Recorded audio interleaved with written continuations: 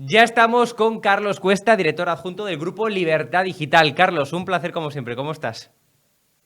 Muy buenas, ¿cómo estáis? Encantado. Bueno, publicas en portada en Libertad Digital pues algo que era la crónica de una muerte anunciada, y es que había dos circulares que obligaban a Oltra a dar credibilidad a Teresa, a la menor por aquel entonces de 14 años, abusada sexualmente por en estos momentos es marido de Mónica Oltra, con lo cual Mónica Oltra no puede decir que no lo sabía, que no tenía ni idea de esos abusos que había perpetrado su marido por aquel entonces.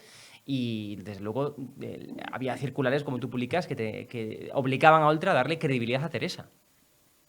Sí, o sea que hay dos cosas que yo creo que hay que diferenciar. Una es la responsabilidad política que tiene Mónica Oltra por lo ocurrido, otra es la responsabilidad penal. Lo que se está Ujú. dirimiendo en estos momentos es la responsabilidad penal, pero tenemos que recordar que ella se ha estado negando, de hecho la han tenido que echar a empujones del gobierno porque se negaba a dimitir cuando la responsabilidad política era obvia. Imaginémonos que la policía entra en este registro que ha hecho en la sede de su consejería, ella era vicepresidenta y consejera de toda la parte social. Imaginémonos que no hubiese entrado o que no hubiese encontrado estos dos documentos. A mí, literalmente, a efectos de la responsabilidad política, me da olímpicamente lo mismo. O sea, ella tenía la responsabilidad de vigilar la protección de los menores y la tutela de los menores en sus centros. ¿Se había materializado esa protección? Obviamente no. ¿Se había vulnerado el derecho a la integridad física, sexual, etcétera, de una menor? Sí. ¿Qué hizo ella? Bueno, pues bajo su mandato se había producido esto. Eso hubiese sido o debería haber sido ya absolutamente suficiente como para que esta persona hubiese dimitido. Y ella se negaba a dimitir. Ella, que va dando lecciones de moral, de coherencia, de ética, de anticorrupción a todo el mundo, se negaba a dimitir. ¿Por qué? Por mantener su cargo, obviamente. Y ahora ya pasamos a la parte penal.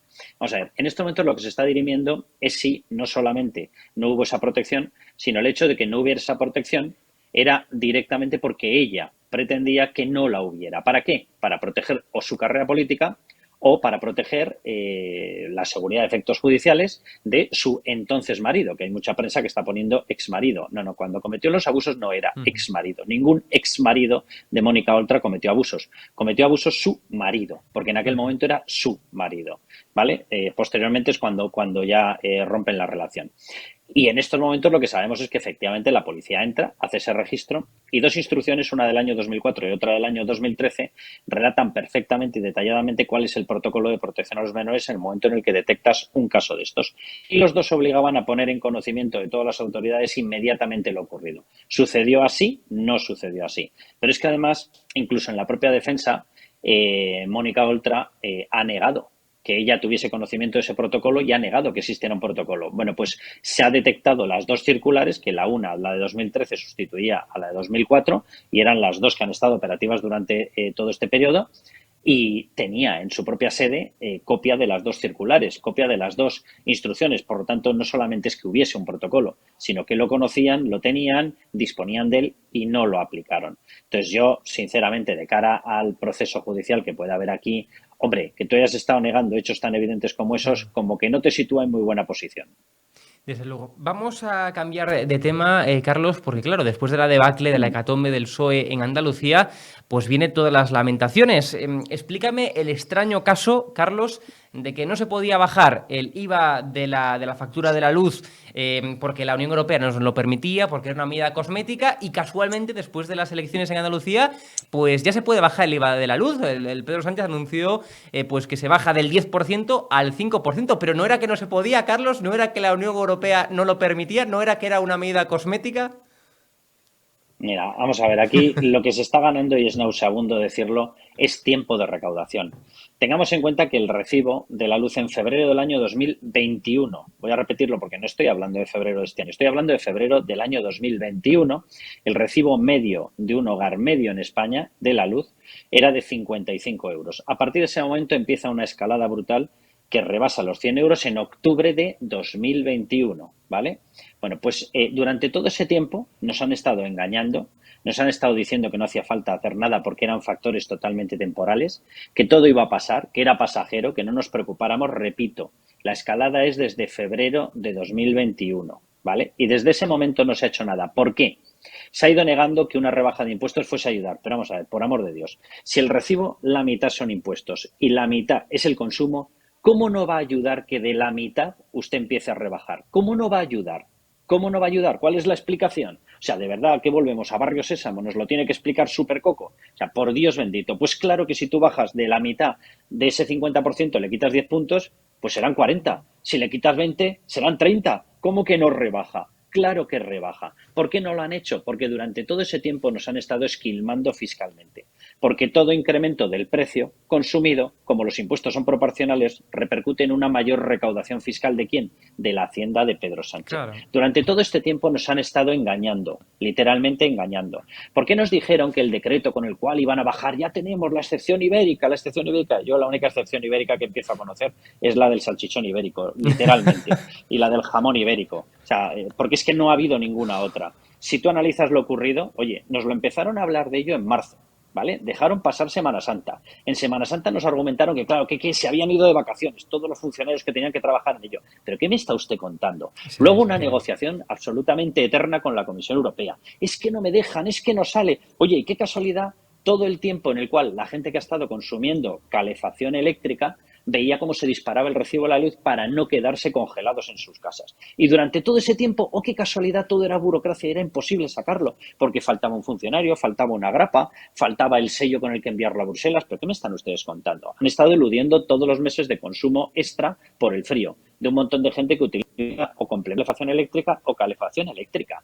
Y estuvieron eludiendo el rebajar ese recibo para que pasaran esos meses. ¿Qué les pasa? Ya es una cuestión de ineptitud total. Es que normalmente en España después del frío llega el calor. Claro, y entonces nos hemos metido en el calor. ¿Y entonces qué ha ocurrido? Anda, pues que ahora se disparan porque va y resulta que la gente le da al aire acondicionado. Yo, de verdad que es una cosa lamentable. De todo este tiempo lo que ha pasado, literalmente, es que ellos han dejado pasar. ¿El qué? El tiempo. ¿Por qué? Porque cada tiempo con un consumo más caro, con unos precios más caros, les significa a ellos una mayor recaudación fiscal.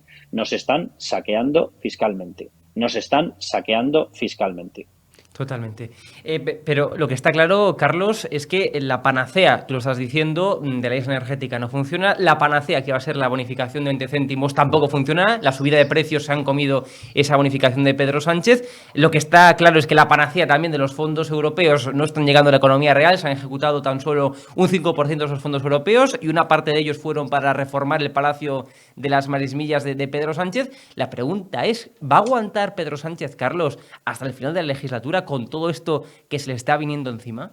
O sea, ¿no convocará elecciones antes? ¿Sabes ¿Qué el, crees? ya, ¿Sabes el problema, Hugo? Que dentro del recinto de la Moncloa la inflación no importa, porque la Sí, pagamos sí, eso es todos. verdad. O sea, este señor no tiene consumos particulares, básicamente. O sea, los trajes, la vestimenta, los desplazamientos, las residencias de verano, los palacios que utiliza en verano, el consumo de la luz, la comida, el jamón 5J, a él le cuesta exactamente lo mismo que antes de que empezasen a dispararse los precios. No Sí. le cuesta nada. A partir de ese momento, ¿de cuánto puede aguantar así? Pues todo lo que los demás no podemos aguantar así. Este es el problema de esta ecuación. O sea, la suya siempre sale positiva, la nuestra siempre sale negativa. Este es el pequeño problema al que nos enfrentamos. ¿Cuánto puede aguantar? Yo, sinceramente, tengo una sensación. Él empieza a descontar que haga lo que haga, por lo que tú estabas comentando, Hugo, no va a conseguir enderezar esta situación. ¿Por qué? Porque esto no es una cuestión de parches temporales. A mí me parece bien esa rebaja y, de hecho, el Partido Popular la planteó desde el primer momento, la rebaja del IVA de la luz, no hasta el 10, sino hasta el 5%. Y, de hecho, quien la planteó inicialmente y quien ofreció esta posibilidad fue la propia Comisión Europea. ¿Cuál es el problema? Que todo esto no dejan de ser medidas puntuales y muy limitadas. Aquí hay dos medidas que nadie quiere adoptar. Medida número uno, no puedes seguir emitiendo deuda como si no hubiera un mañana. Yo simplemente le traslado a la audiencia una pregunta. ¿Con qué se está comprando las emisiones de bonos que realiza España? Hasta hace nada las estaba comprando 80-90% literalmente el Banco Central Europeo. No se han estado colocando en mercado. Es mentira. Las ha comprado el Banco Central Europeo. Vale. ¿Y con qué dinero las compra el Banco Central Europeo? ¿Ha plantado unas cepas y de esas cepas salen billetes? Pues no, con la máquina de darle al dinero. Cuando tú inyectas masa monetaria, que es como se llama técnicamente a este fenómeno, es decir, cuando tú imprimes billetes y los pones en circulación, automáticamente, desde que la moneda es moneda, históricamente siempre se ha comprobado que metes moneda y se dispara la inflación. ¿Por qué? Porque los precios se amoldan a una mayor existencia de masa monetaria. Y como todo el mundo sabe que estás inyectando poder adquisitivo, que es falso, los precios se amoldan a esa falsedad. Resultado, cada vez que se ha imprimido dinero para comprarnos nuestra deuda, nuestros bonos, nuestra deuda pública, lo que hemos hecho es fabricar inflación. Por eso tenemos la inflación disparada. ¿Lo ha hecho solo España? España en un grado superlativo. Pero Italia también.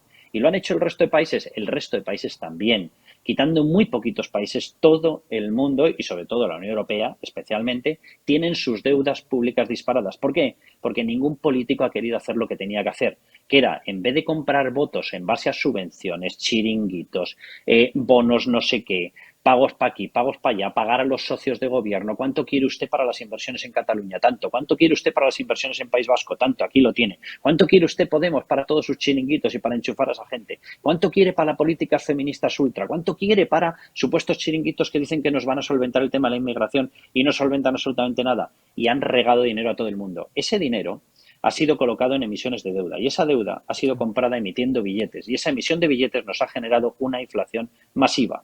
Lo primero que habría que hacer para frenar el alza de los precios, la que vemos en el depósito de combustible, la que vemos en el recibo de la luz, sería frenar el derroche de dinero. El Instituto de Estudios Económicos, en un informe emitido hace en estos momentos unos 2 meses, estimaba el dinero tirado a la basura cada año a la basura en 60.000 millones de euros. 60.000 millones de euros. Nadie va a hacer eso. Nadie va a hacer eso, digo, del gobierno actual. No lo van a hacer y como no lo van a hacer, vamos a seguir teniendo problemas muy graves con la inflación. El Banco Central Europeo no sabe qué hacer en estos momentos.